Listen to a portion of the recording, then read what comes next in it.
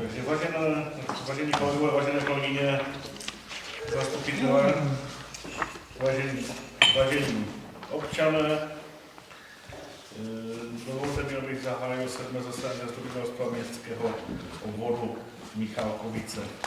Je nás v této chvíli přítomno 12 z 15, takže jsme podle zákona o obcích schopni jednat a jsme schopni se usnášet. Co se týká nepřítomných, tak kolegyně Jurešková a Ondruško asi přijdou později patrně a kolega Goj se mi omlouval ze zdravotních důvodů nemocen, takže na dnešní zasedání zastupitelstva nedorazí vůbec. Tak, k samotnému jednání byl vám vlastně zaslán program zasedání, včetně materiálu, kde vlastně byl pouze rozpočet a zpráva o činnosti. V mezidobí tedy přibyl ještě jeden materiál, takže na stole dneska máte materiál na stůl, který se týká výkupu žádosti o to, aby město Ostrava vykoupilo pro náš městský obvod nemovitost pozemek. A máme tedy samozřejmě také návrh nového programu na stole. Na stole taky naleznete vlastně schválený termínovník zasedání orgánů městského obvodu, to znamená rady a zastupitelstva, tak, abyste si to mohli zapsat případně do kalendářů už, kdy budeme jednat v příštím roce v prvním pololetí. Takže to je k materiálům samotným a nyní tedy můžeme přistoupit ke schválení programu 7. zasedání zastupitelstva městského obvodu Michalkovice. Budeme tedy schvalovat ten program v té podobě, jak vám byl rozdán na stůl. Takže otvírám diskuzi k tomuto materiálu. Pan kolega Mahdal. Když se chtěli, tak napadlo, jestli by bylo rozumné nás vždycky na tom zastupitelstvu informovat, co se dělo ve městě, hlavně s důrazem na to, co se týká Michalkovic. Stručně, pokud je tam pokud se tam odhlasovala nějaká třeba investice nebo něco, abychom nějakou krátkou zprávu získali. To znamená, jestli to rozumím, co se týká třeba města Ostravy a má to vliv na občany Michalkovic, buď to bezprostřední, to znamená, že se bude něco stavět v Michalkovicích, anebo zprostředkovaný, že zroste cena lístků v dopravě, nebo jenom ta první skupina? Ta první skupina, jo? Tak samozřejmě můžeme zkusit takový přehled udělat, jo? Pokud budeme vědět, jo?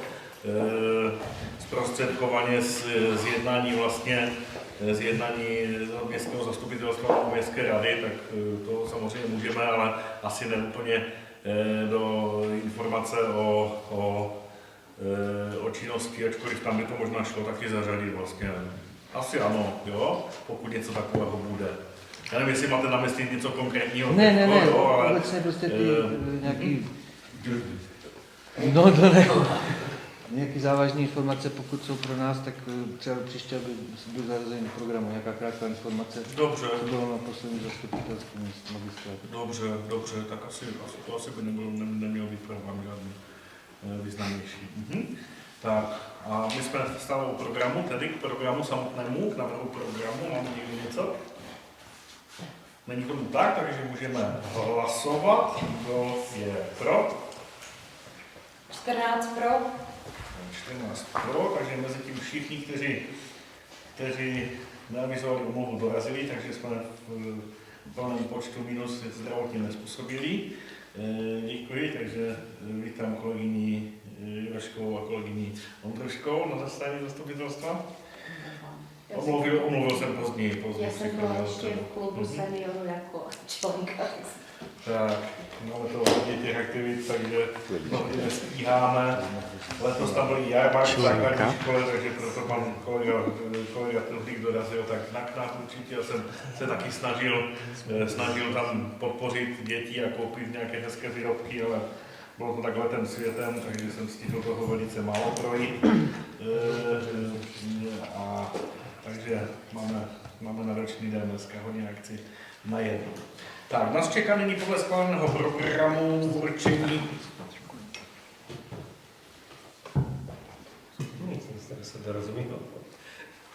Tak, určení ověřovatelů zápisu z dnešního zasedání zastupitelstva.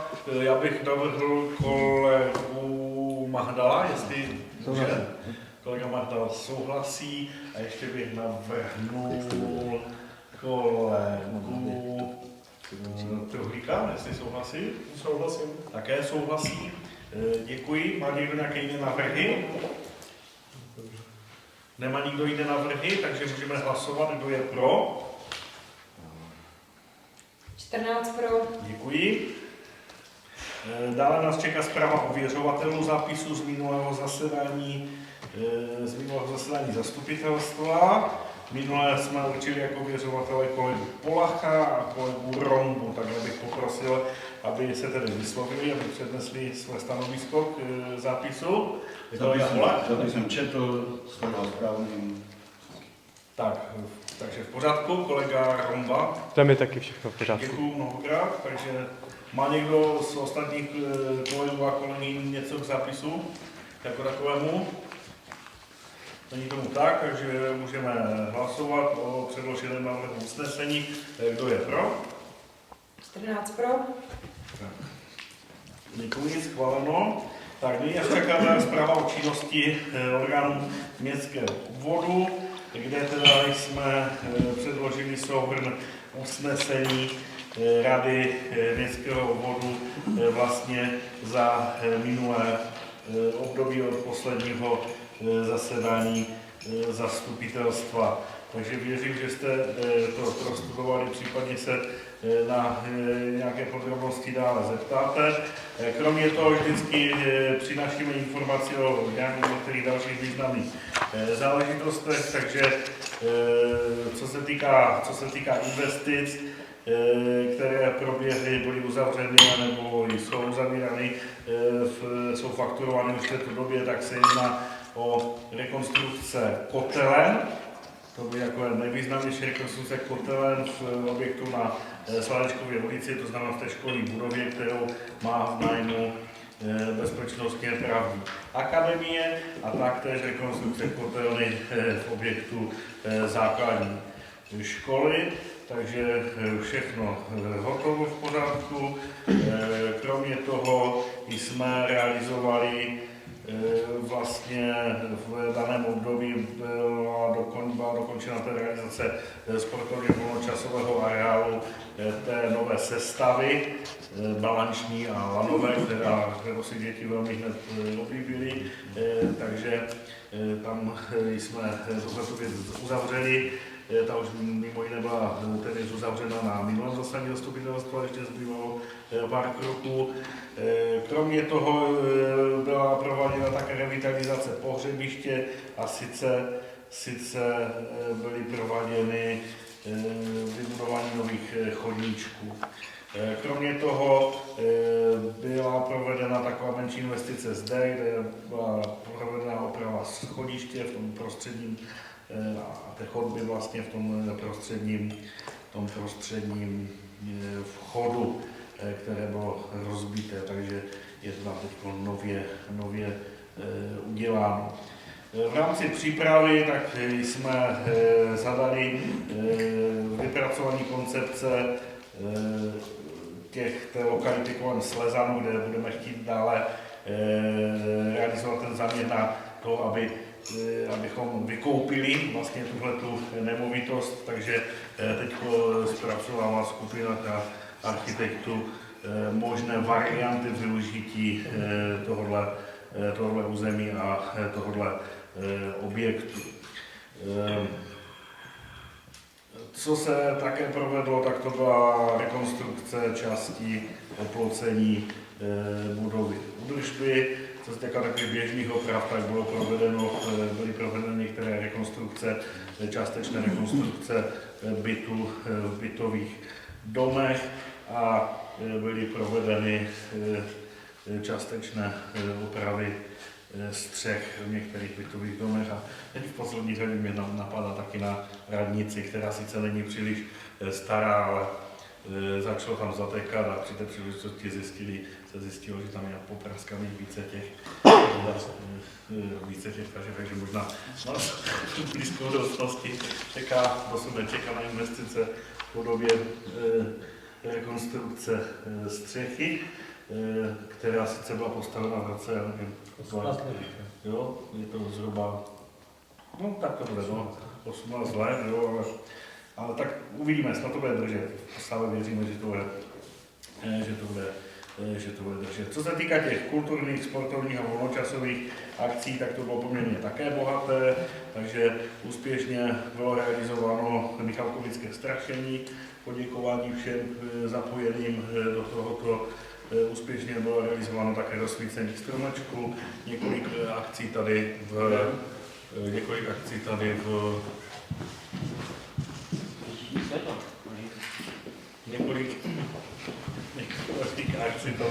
kulturním domě, divadelní představení pro děti, show travesty skupiny Screamers a další. Také v té oblasti vlastně seniorské, tak ten seniorský, nově aktivizovaný seniorský klub realizoval nějaké výlety do blízkého okolí, takže i v této oblasti jsme byli aktivní. Proběhlo také tradiční setkání seniorů, nebo respektive jubilantů, kteří oslavili významné výročí s vedením městského obvodu a taktéž vítání občanů, to znamená těch čerstvě narozených. Tak. Ano? Ještě proběhl turnaj vlkostřelby pro veřejnost na Čárbě.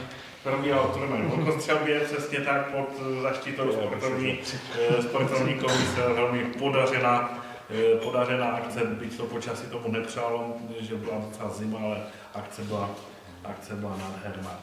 Takže určitě jsem samozřejmě neuvedl celou řadu zase dalších věcí, ale myslím si, že do toho úvodu to stačí a můžeme otevřít rozpravu tady k tomuhle bodu.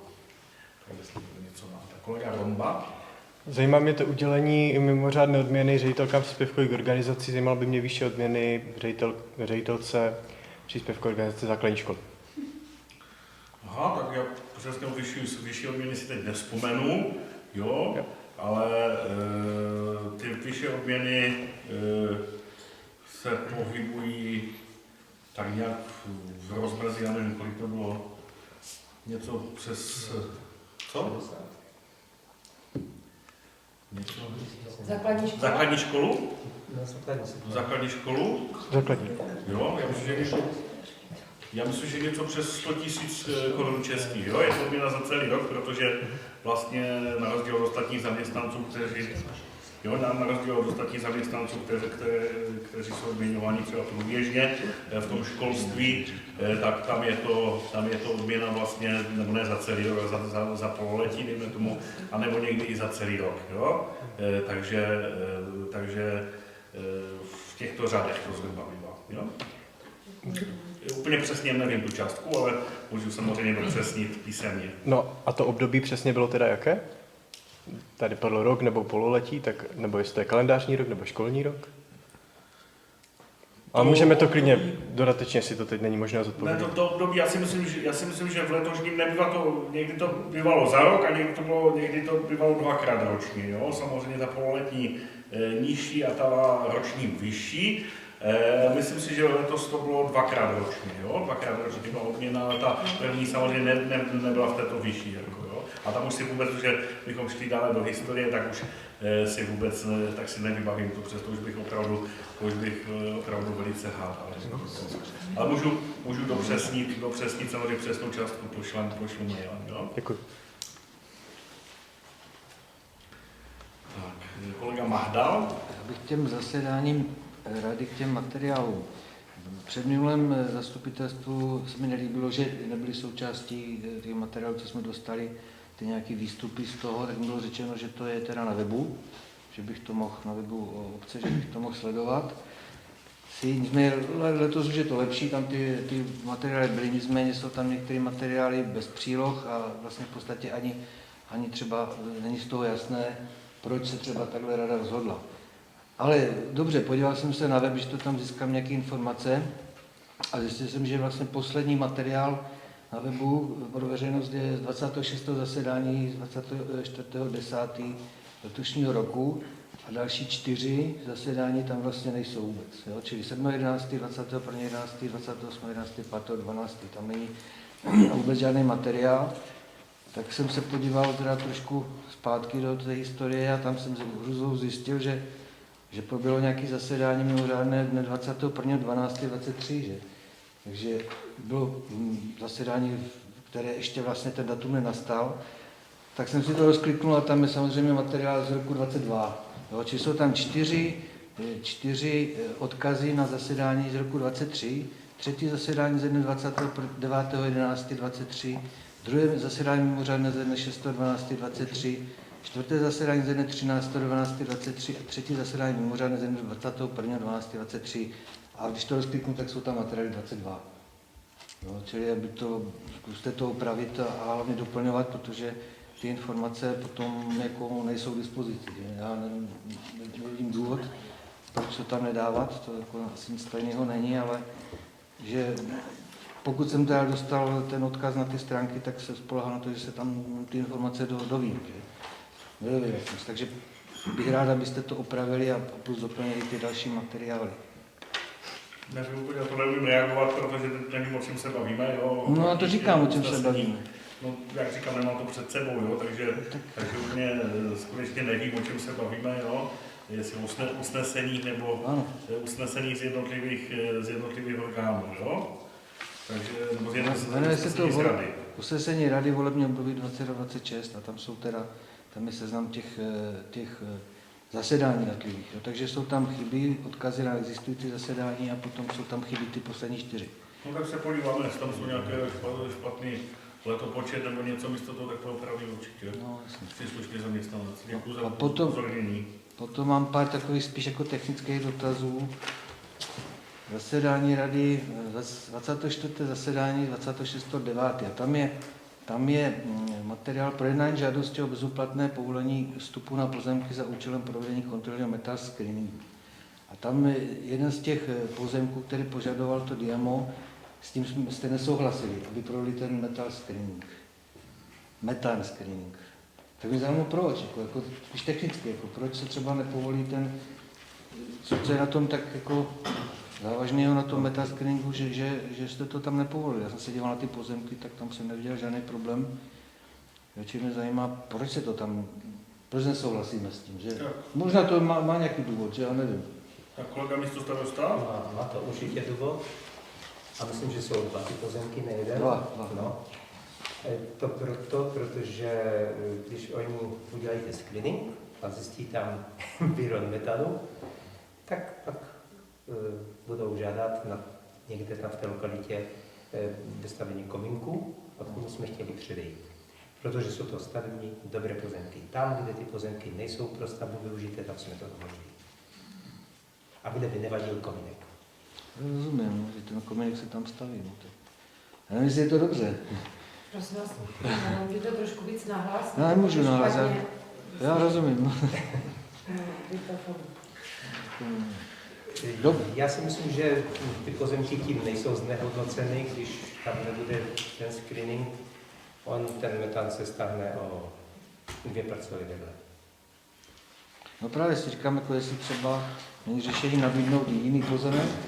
Ale tam je dost pozemků, na kterých ten screening mohou dělat, No, tak a mohou tam postavit ten komínek, když by to bylo nutné.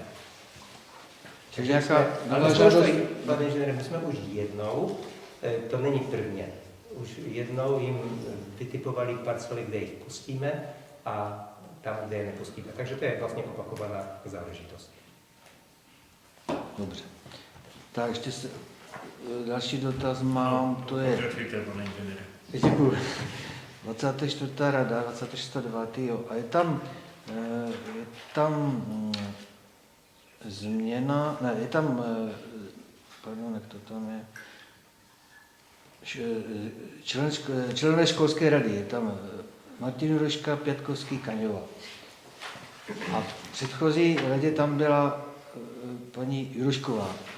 Jestli se něco stalo závažného, proč se došlo té změně těch členů školské rady, nebo člena školské rady? Já jsem se vzdala. Jo. Jestli teda mohu odpovědět? Ano, nic závažného, jo? Jo, čili jenom se zajímá, Ta jestli... personální výměna. Dobře.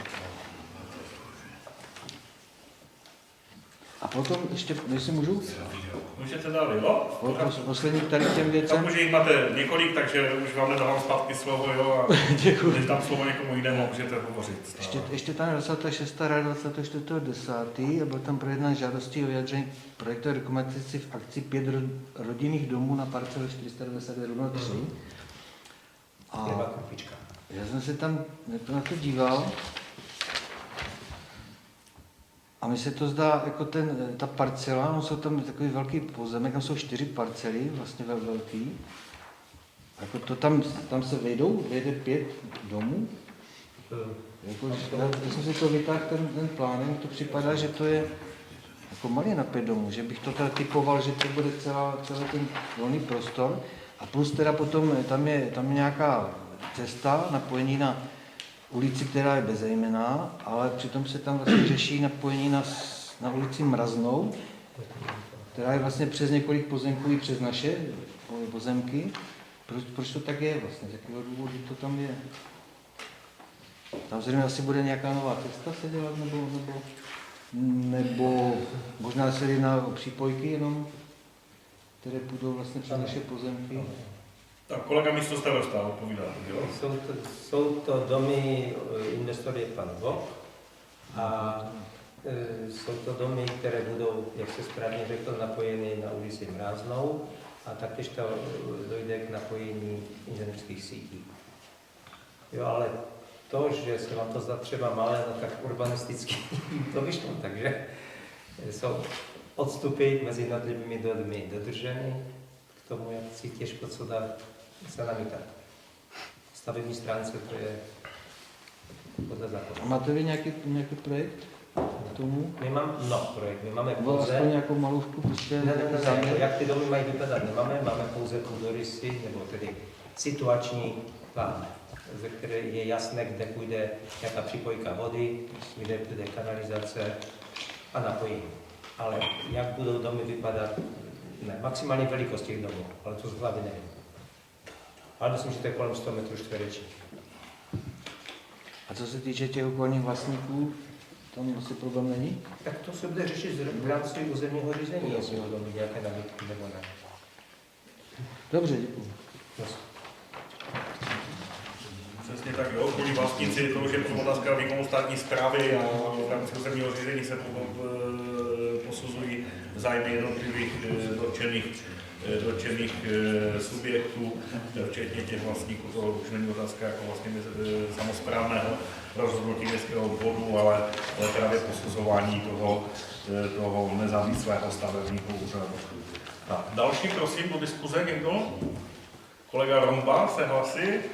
Tak. Já jenom ještě krátce k té školské radě, protože tady mám ty členy, jestli by třeba nebyl na zvážení jmenovat i třeba opoziční zastupitele nebo jiné odborníky na školství. Třeba pan doktor Pětkovský je lékař, pan doktor Juroška je pedagog, ale jestli by třeba to nebylo potom přínosnější, kdyby tam byl někdo, kdo opravdu v tom školství se pohybuje. Tak to jen tak úvaha. A když jsem u té školy ještě, určitě všichni se připravovali, tak to četli, že v listopadu se rada seznámila s výroční zprávou za minulý školní rok základní školy, která ještě dneska, když jsem se díval v polovině prosince, na webu nebyla, takže ji nemáme pro studování. Tak to je tak informace. No tak jistě, tak bychom to zvážili a rozhodli jsme se pro takové obsazení, pro jaké jsme se rozhodli, po velmi pečlivém, důkladném zvážení jsme rozhodli o takovém složení, o jakém jsme rozhodli. Kolega Pětkovský má dlouholetou zkušenost ze školských rad, nebo jen tady člen školské rady a je tam, smyslem té školské rady je tam vnést nějaký jakoby ne přímo insiderský pohled na to třeba, jo, protože samozřejmě jako zřizovatel máme jiné možnosti, než přes školskou radu působit, takže není úplně asi dobré tam mít jenom odborníky na školství nebo něco podobného, kteří mají přímo vystudovanou, myslím v tom smyslu, kteří mají přímo vystudovaný nějaký školský management nebo pedagogiku. A ta druhá otázka to nevím, jestli to paní ředitelka vystavila na internetových stránkách. Dneska to nebylo. No, jestli tam není, tak samozřejmě to jí musíme vytknout, že to je její povinnost, jo. To je její povinnost to vystavit na internetových stránkách, jo. Takže určitě. Jo. My to na stránkách vystavovat nevystavujeme, ale na stránkách školy to musí být. No. Je tam ta záložka přímo na výroční zprávě a tenhle rok tam chybí. Tak. Jak říkám. Vytkneme to paní ředitelce jako závěr dnešního zasedání zastupitelstva. Tak.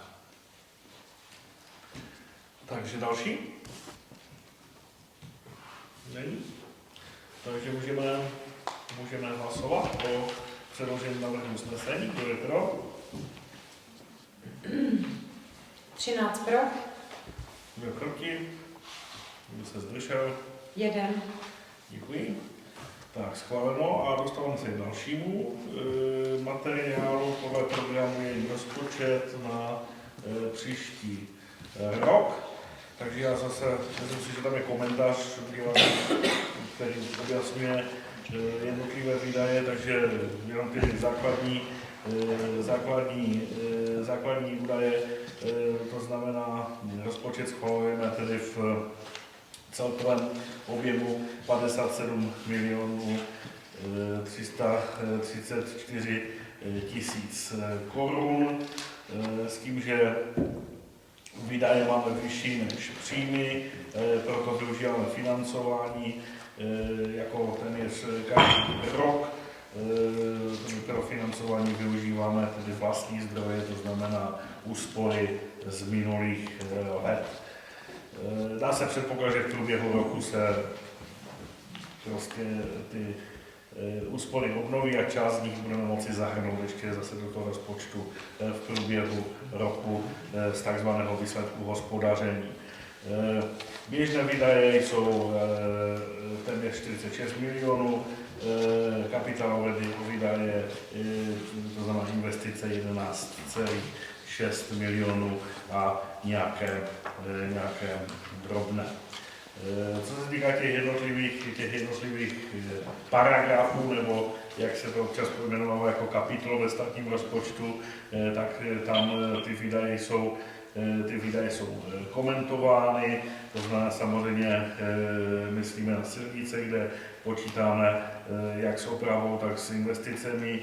Máme na to přes 3,2 milionů korun. Významnou částkou je tam také zimní údržba komunikací. Co se týká mateřských škol nebo škol jako takových, základní mateřské školy, tam dochází k poměrně výraznému navýšení. To navýšení oproti minulým letům je dáno vlastně jednak energiemi. To postihlo i celkový rozpočet náš, kdy vlastně plyn nám roste 3krát, elektřina 2krát.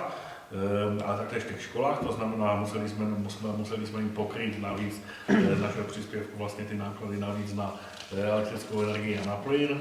A taktéž jsme v letošním roce sáhli k tomu, že jim kryjeme vlastně celé odpisy, to znamená, z těch odpisů se tvoří vlastně investiční fond a z toho investičního fondu školy potom mohou čerpat na investice dopravy majetku a obě školy, jak základní, tak mateřská mají připravené tedy aktivity, které z tohoto fondu by měly financovat a investovat určitou část těchto prostředků. takže tam dochází k navýšení z tohohle pohledu.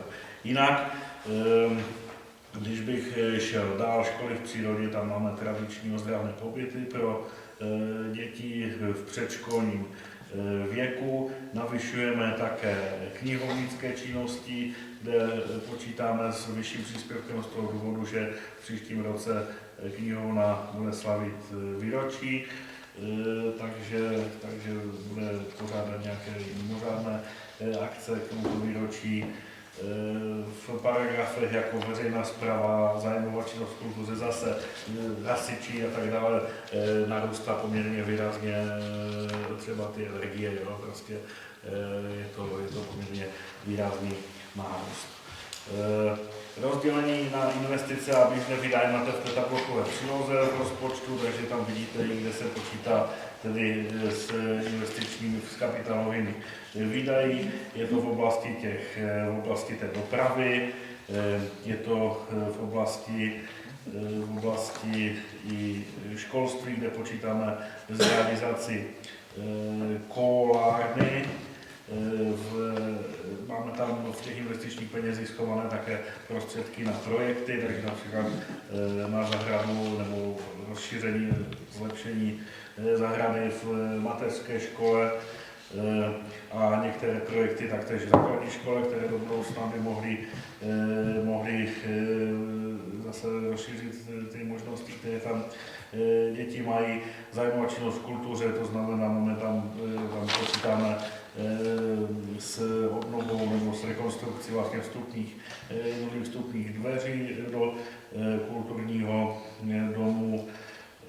V bytovém hospodářství, tam je to vyčleněno zejména na projekty, komunální služby, územní rozvoj, jinde nezařazené, tam je to na výkupy pozemků z těch největších částek, které tam máme. Součástí předloženého materiálu je také střednědobý výhled rozpočtu na příští roky. Z mé strany na úvod všechno a otvírám diskuzi k tomu materiálu. Tak, kolega Mahda. Děkuji za slovo. Hned první položka silnice. Musím kvitovat s Povděkem, že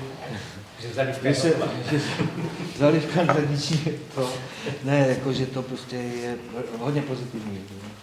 Že se asi vyplatilo v loni to otevřít, jo, a chtít peněz víc, že prostě to si myslím, že je velice dobře, že ty naše komunikace si to zaslouží konečně dát trošku do pořádku. Ptám se k tomu teda pana starosty, jestli je šance, bychom získali zase dotaci z města na nějaký větší opravy, to bylo myslím každý rok kolem 5 milionů. Jestli je šance, jestli se... 3, někdy 5, někdy více, jo, takže šance je vždycky, no, vidíme si to, ale na druhou stranu je třeba říci, jo, že ty komunikace za těch posledních, já nevím, 10 let se to tady vypadalo vesměs jako na Ukrajině, jo, stačí si dát starý Google Street View a projít všechny ulice, jak vypadaly tehdy, jak vypadají dnes v roce 2011, jo. Takže vlastně pro nás to bylo dlouhou dobu jakoby ten hlavní problémový okruh, do kterého jsme chtěli vlastně nachytat ty peníze. A teď už to takový tíživý problém není, byť jsou ještě komunikace, které nejsou úplně v pořádku a které by chtěli jako samozřejmě opravit, ale nelze očekávat třeba, že už by chodili třeba takové vysoké částky, jo? Když chceme samozřejmě už teď rozvíjet zase i jiné oblasti, podívat se i na jiné oblasti, ale určitě budeme usilovat do toho, abychom nějakou dotaci získali, právě část těch prostředků, které tam jsou, je na opravu vlastně těch opravu takové lokální, jako byly třeba teď prováděny ty zálivky nebo na opravu výtluku. Část je tam na spolufinancování právě případné investice z města a část je tam taky na projektovou dokumentaci, kde nám jde zejména teda o problematiku točny tady, jo, že by tam potřebuje prostě opravit, rekonstruovat a chtěli bychom k tomu přistoupit komplexní, aby se to tam jakoby zkrášlilo, tak říkajíc, česky, mohl bych použít výraz estetizovalo nebo prostě revitalizovalo, to je dneska jim takovéto výrazy, no a aby tam prostě bylo hezčejší, jo, to je takový nespisovný výraz český. Takže na to máme taky část těch prostředků tam vyčleněných. V souvislosti s tím chtěl bych říct, měli jsme několik jednání už, že dopravní podnik tady připravuje nabíjecí stanice, kde se tu mohly nabíjet trolejbusy parciální. Bude to ale nikoliv taková ta, kterou můžete vidět někde po městě, takové ty stojany, ale bude to prostě nabíjení přímo z drátu a nějakou infrastrukturu to zde bude vyžadovat. A při té příležitosti chceme právě spolupracovat nebo komunikujeme i s dopravním podnikem, abychom si vzájemně vymezili priority, když už to chceme, aby se to opravovalo. A zde budeme určitě chtít po městu i peníze, protože to nebude jako jednoduchá, ani finančně jednoduchá rekonstrukce, tak aby se tam souladili v tomto okamžiku všechny právě ty zájmy z hlediska budoucí organizace, dopravy a podobně. Jo. Takže bude to proces poměrně náročný komunikačně a koordinačně, ale chceme se pustit právě část prostředků je vyčleněna i na tohleto oblast, na projekty v této točně. Jo? Takže vy jste se ptali na ty komunikace, že? Vlastně reaguju na ty komunikace, takže toto všechno kolega. Ještě? No, tak ještě no, já jsem si jako každý rok si dělám srovnání v tom minulém roce, tam ty příjmy máme menší, ale to vlastně oni jsme prodali, že? Jsme měli příjem mimořádné v podstatě, takže to tak jak se odpovídá, tam ty položky prostě něco je o něco víc, něco míň. Akorát mě zaujala položka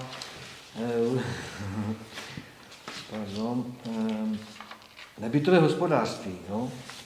Tam je 482 000 a je to teda ta nová kotelna v budově školy na Slaváčkové ulici. Ta tam byla vlastně i v loni, ten text je stejný, akorát tam byly nějaký miliony. Tak teď nevím přesně, jak to je, jestli teda ta kotelna je už hotová a nebude se realizovat, anebo jestli ne, to je to, co se stane tradičně, to znamená, že nám zůstane kousek nějakého komentáře, no, tak za to se omlouváme, že kotelna je hotová, jako jo, samozřejmě. Že to tam nepatří, že to nepatří do toho komentáře, jo? Jinak částka je správná.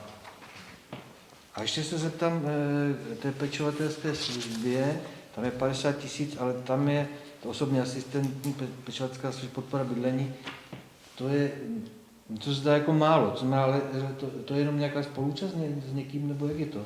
Tak pečovatelská služba je normálně sociální služba, kde se podílí různé složky finanční, to znamená ti samotní klienti,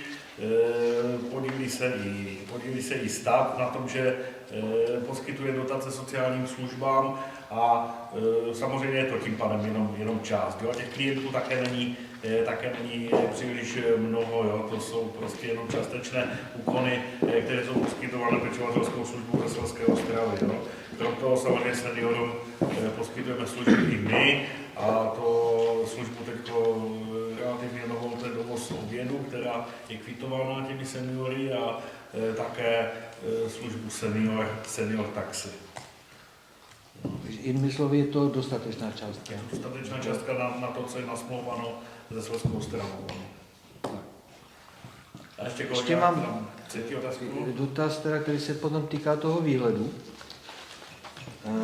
Tam, když se na to podíváme, tak vlastně na rok 25 a 26 je tam najednou je tam víc financí, v podstatě skoro dvojnásobek než letos, čili je tam něco, o čem nevíme, že přibydou nějaký peníze navíc z nějakých zdrojů.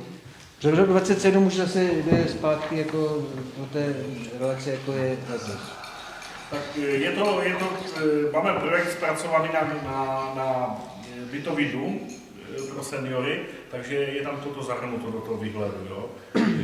že pokud ho budeme chtít postavit, tak přijdou patrně dotace, což je externí zdroj a přijde možná také úvěr nějaký, což je taky externí zdroj, tak proto tam máme ten nárůst a potom se vracíme zase zpátky jakoby k těm předpokládaným hladinám. To bych řekl, taková mimořádná vlna v souvislosti s tou předpokládanou výstavbou bytového domu pro seniory. V rámci ten dotační titul, který je připravován nájemní bydlení, tak částečně to umožňuje financovat z dotace a částečně také ze zvýhodněného úvěru poskytovaného přímo tady tímhletím fondem. Případně, kdyby to bylo málo, tak samozřejmě se dá použít také na vykrytí úvěr z banky. Případně vypůjčka z města a podobně. No. Takže proto to tam je tak nějak namodelováno, jo. Ty výhledy jsou takové velmi přibližné, jo, ale je to tam nějak namodelováno, akcentováno, aby potom nebylo řečeno, že najednou z ničeho nic se do toho pouštíme. Jo. Předpoklad té výzvy je, že by měla být hodnocena nějak v druhém pololetí letošního roku. Pokud se tam příštího, omlouvám se, už jsem zase jinde časově, takže příštího roku, takže to čerpání by potom bylo v těch následujících letech v průběhu té výstavby. Děkuji. Tak, kolega Harajda se hlasil? A na jeden dotaz mi bylo už odpovězeno, protože kolega Magda měl stejný. Ale a druhý dotaz, co mám, jestli by nestalo za zvážení zvýšit částku do bezpečnosti anebo využití volného času dětí a mládeže v rámci toho dětského hřiště, které máme u Točny, protože přes leto se tam dějou zajímavé věci a jestli bychom tam nechtěli třeba, ať už se dohodnout s městskou policií, ať tam bývá častěji, nebo naopak se dohodnout s klubem, aby klub měl aktivity primárně tam, ať ti děti, které nám tady sjíždějí se v rámci nejenom Michálkovic, aby viděli, že to tam je řízené, aby neměli pocit, že se tam v 6-7 večer přes leto můžou scházet s jinými návykovými záležitostmi. Jasně. První pokus, nebo první, my to máme rozfazované, jo? To znamená první věc, kterou máme naplánovanou jako první intervenci je osazení kamery tam, která by měla být vybavena taky identifikatory pohybu. A také chceme vlastně, aby se vyhlaškou upravila pravidla po protože dle sdělení policie České republiky, pokud není ta povinnost nařízena obecně závaznou vyhláškou, ale pouze provozním řádem, tak se nejedná vlastně o nic a oni nic nezmohou jako policisté, takže pracujeme s právníky na tom, abychom, my bohužel nemůžeme schvalovat obecně závazné vyhlášky jako zastupitelstvo místní části nebo městského obvodu, takže pracujeme s právníky, abychom takovou tu vyhlášku, která by mimo jiné zakazovala pohyb v těchto hodinách pozdějších, dejme tomu,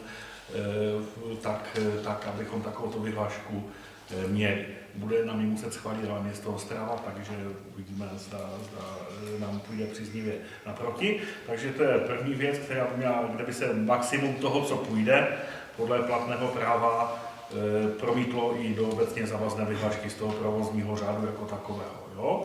Tam samozřejmě ta cesta je, protože já to mám vyzkoumané, že prostě hledal jsem napříč městy v České republice a jsou města, velmi dobře to má například upravený Zlín, jo, který má prostě obecně závaznou vyhlášku, která to, co jde, protože některé věci nejdou přesunout do vyhlášky, a to, co jde, včetně třeba zákazu používání v noci toho nechci říct zařízení, ale toho prostoru jako takového, tak to tam mají, jo, v tom Zlíně. Takže toto budeme chtít udělat. Plus další věc je ta kamera, která už vlastně bude realizována a měla by ji realizovat, neobjevuje se to v našich výdajích, ale protože městská policie to zařadila jakoby do svých zařízení. Většinu těch kamer tady financujeme provoz my. Tady tohle by mělo být přímo pod městskou policií, takže to mělo by to jít z rozpočtu městské policie. Takže jsou ty první kroky, další samozřejmě jsou potom, pokud by to nepomáhalo tomuto, tak další investování do nějakého dohodáře, správce nebo něčeho podobného. Jo. V nejkrajnějším případě samozřejmě může přijít i to, že by se to muselo i oplotit. Jo. aby tam ten pohyb jakoby nebyl legální v těch nočních hodinách. Jo? Takže to jsou to, co máme prostě nachystané. S tou kamerou ta kamera se trošku zdržela, prostě byly tam nějaké komunikační šumy, těch kamer jsme měli víc nasmlouvaných, včetně identifikátorů například na hřišti na základní škole, že tam teďko není, ale bude tam nově jakoby namontovan ten identifikátor pohybu. Ale zdržela se ta realizace, jo, prostě nějakou komunikaci zpomalenější se společností, která to realizuje. No? Jsem úplně nesměřoval jakoby k třeba zakázanému vstupu v nějakém čase, ale jestli by třeba nestalo zaváženo tam udělat nějakou spolupráci, jak je tam ten stánek La Simone, tak jestli by nešlo dělat upravit třeba stánek, že z toho stánku by šlo vidět, jak jste říkal, správce hřiště, takže by tam byl třeba nějaký pseudo-dětský bar, kdy vlastně ten barman by měl přehled o tom, co se okolo děje. Nevím, jestli by tohle nebylo možné, tady upravit třeba tu La Simone, nebo druhý nějaká převozná budova malinka, kdy věřím, že i ten barman, který vidí, co se okolo děje, tak může mít nějaký preventivní důsledek pro ty děti, brťáky, který může říct ty běž pryč, víc správce hřiště. A přirovnání mě napadá, jak funguje dětský svět v parku Komenských osadech. Že tam vlastně funguje obdobně ten správce. To je čistě návrh na zamýšlenou, jestli bychom něco takového nechtěli na tom hřišti mít. Jasně, na tom máme obocený areál, jo? To je to, o čem mluvím. A samozřejmě to můžeme zahrnout do toho vlastně do té oblasti té točny, protože v souvislosti s tou, co tam chystá ten dopravní podnik, tak tam vznikají vlastně, tak tam budou nové dva domečky. Jedna ta měnírna prostě pro tu energii a jeden domeček pro řidiče, kteří vymístí svoje odpočívadlo v tom našem domečku a právě jedno ze zadání pro pana architekta je vlastně to nějak dát dokupy a sjednotit to v nějakém stejném duchu, takže může být součástí zadání, aby se to otočilo příznivě ta budova i k tomu veřejnému prostoru toho sportovního parku. To určitě budeme chtít taky udělat. Bar je zajímavá myšlenka, zkusíme mu to říci, no, by to bylo. Jo, je to zajímavá myšlenka. A potom mám poslední dotaz. A to je v rámci toho rozpočtu do následujících let do roku 2027. Jestli se doposud nějak pohnula situace ohledně Eldoráda a jestli se pohnula příznivě, jestli ten rozpočet s tím počítá. No tak, co se týká Eldoráda, tak tam se to jako příznivě nějak nehýbe. Spíš bych řekl, se trvalý stav ohledně shody nebo respektive nezhody na ceně za vykoupení té nemovitosti, těch nemovitostí jako takový. Takže zatím to nevypadá pozitivně a uvidíme. Jo? Tak děkuji. Někdy v budoucnu.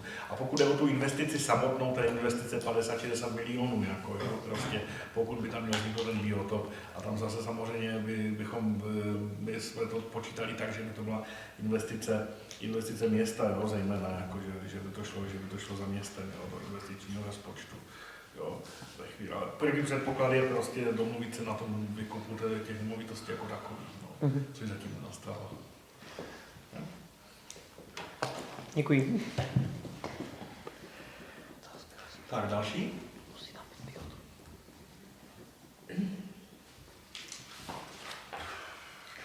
Tak.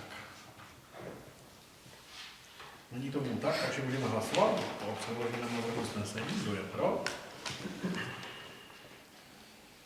13 pro. Kdo je proti? Kdo se zdržel? 1. Takže máme schváleno. Tak, a co nás čeká dál? Podle programu je tam vždycky blok. Žádost o stanovisko ke koupi pozemku. Tak, koupě pozemku. Tak já bych kolegovi místo starostovi předal slovo a jenom si mohl poprosit. No, jak jste se asi stačili podívat pokud stačili, se podívat na tu mapku, abyste viděli, o kterém pozemku vůbec je řeč. Jedná se o pozemek, který těsně přiléhá pod balančními prvky novými a je to nad těmi domy Heimstadenu. Pozemek má necelých 2000 metrů čtverečních. Je to pozemek lehce zastavitelný s ohledem na terénní položení a je dostupný, co se týká příjezdu jak z Radvanické ulice, tak ještě i potom zezadu od těch garáží. Producentem je Asental, s touto firmou o tom jednáme, dokonce tedy byla přislíbena ta cena příznivější než původně cena nabízená v tom nabídce. Takže myslím si, že má smysl už jenom kvůli toho, že, jak jsem před chvilkou řekl, že bylo by ho možno zastavit bytovými domy a také spojení s těmi ostatními pozemky kolem toho, které jsou naše, nám vznikne ucelené celé vlastnictví města, respektive Polského obvodu. Tak, otvírám diskuzi k tomuto. Kolega Mahdal? Já bych se zeptal, jestli napadlo, jestli to třeba není tam nějaká stará ekologická zátěž, jestli tady z toho, jestli tam třeba nebyla nějaká halda nebo něco, jestli z toho hlediska je to v pořádku. Možná. Co se týká ekologických zátěží, tak všude je v podstatě v této oblasti nácip haldy. Od trolejbusu až k těm domům Heimstadenu dolů. To jsou všechno zasypy a to není důvodem, aby se na tom nedalo stavět. Dokonce tam velmi dobře rostou stromy, které jsou v perfektní kondici. A až jsme se tomu díli naše haldy.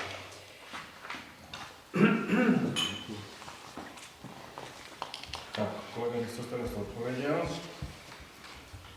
On mluvil o té haldě, protože se teď součástí je taky akce, která je sice mimo nás, jo, investičně a finančně, ale když si nás oslovilo Diamo s problematikou napravy podvodní krajiny po té důlní činnosti, takže jsme vytipovali několik míst v Michalkovicích a aktivit, které by se tam mohly realizovat.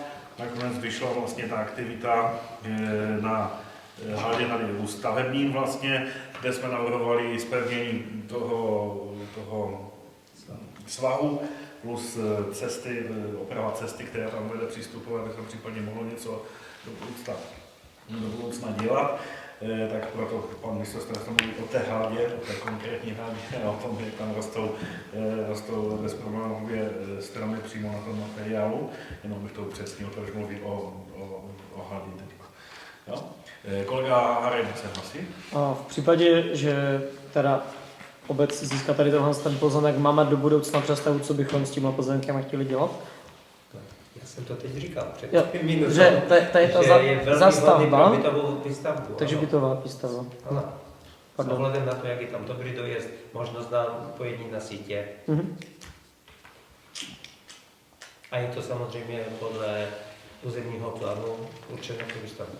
A vlastně v zároveň bychom si následně asi jako obec brali úvěr na tady tohle, to předpokládám. Tak je to vždycky kombinace financování stejně, jak mluvil starosta o domu pro seriózní. Je to třeba výhledově také, jo, brát všecko, to není, že by se všecko mělo udělat za 2 nebo za 3 roky, jo. Prostě Michalkovice nemají příliš mnoho pozemků, kde by za 12 let, dejme tomu, já teď 12 jsem si vymyslel, jo, zrovna, přišli a řekli, tak my chceme postavit nějaký bytový dům nebo něco takového, tak je třeba i takto z perspektivně myslet, že třeba tam nemusí stavět se hned něco, ale s nějakým výhledem, jo. Já jsem chtěl doplnit, co teď řekl, prostě těch pozemků strašně ubývá. A o pozemky, to víme všichni, je velký zájem. Takže je to velmi rozumná investice pro město. Hodnota bude jenom vyšší a vyšší. to není koupě auta, kde to je opačně. Tak, další, prosím, diskuze k tomuto bodu. Nikdo, takže můžeme hlasovat. Kdo je pro? 14 pro. Děkuji. Takže dalším následujícím bodem jednání jsou dotazy, připomínky a podněty členů zastupitelstva městského obvodu k jiným věcem, než byly projednávány. Takže otvírám tento bod. Kolega Mahda. Já se vrátím, budu mluvit hlasitě. Já se vrátím k tomu, těm webovým stránkám. Já jsem o tom mluvil již před bodem zastupitelstvu, že tam chybí celá řada informací a celá řada odkazů je zase je jinam, než já předpokládám. Když jsem si vyberu radnici, úřad, stavební úřad, kliknu na stavební úřad a otevřou se mi aktuality, kde se dovím, že knihovna je od 7. do 14.12. zavřena. Totež, když udělám, kliknu na sociální věci, dovím se totéž. Zase se zvolím samostatná působnost úřadu kultura, kulturinu Michalkovice. Kliknu na to, mám tam zase ty též aktuality. Totéž finance, správa majetku. Zase mám odkaz na ty aktuality. Pořád se točím v kruhu. Jo, takže to nevím důvod, proč to tam je, tak tam ty rubriky tam teda nedávejme, když k tomu nemáme nic, alebo to tam prostě spravné, je to odkaz na nějaký konkrétní materiál. To mi nedává smysl, proč odskáču pořád na tu knihovnu, že je zavřená. Jo? Já chci vědět něco ze stavebního úřadu, nějaké informace, a ne o knihovně, takže to nevím, neznám důvod, proč to je. Když se chci podívat na rozpočet na webu, ten nefunkční, že pořád, tam je pořád informace, že to je záběr, nebo že to ještě není, tak to už je jako docela dlouho, že? No, tak tam vlastně jedině nové stránky udělat, jako jo, protože prostě oni od té doby, co to zrekonstruovali, tak prostě nebo na půl roku musíme vyčlenit zaměstnance, který bude patrat po... A vy když s tím tak nechtěl byste na dohodu na to udělat třeba prostě? Jo, zaměstnání, já dohodu nedělám. Ale jo, Pane prostě... Máda, to jsou rubriky, které my ani nemůžeme zpravovat, to jsme zpravovat opravdu obade tam město. My tam máme určité jenom, kde můžeme Tak máte pravdu, jo, já vás nechci nějak jako zhazovat, jo, akorát já jsem fakt už začínám být naštvaný na tu společnost městskou, která to dělá, protože... Dobře, a přece jim můžete napsat podnět, že takhle prostě špatně funguje a chce s tím něco dělat, přece jde, ne? Je to vizitka, tam je napsáno Michalkovice, tam není žádný Hovanek, no, to je Michalkovice. Já to rozumím, no, jo. A když se občas chce podívat, tak prostě se to může akorát naštvat. To je vizitka. Ano. My prostě bohužel se věnujeme té práci a nemáme už tolik času potom zkoumat chybné ty, které tam nastavil někdo, jako jo. Tak já nevím, mě napadá snad jediný nebo ve straně. Jo, ale děkuji za podnět, nějak to nezhazuju, máte pravdu samozřejmě, omlouváme se za to, že je tam nalezení takovýto chaos.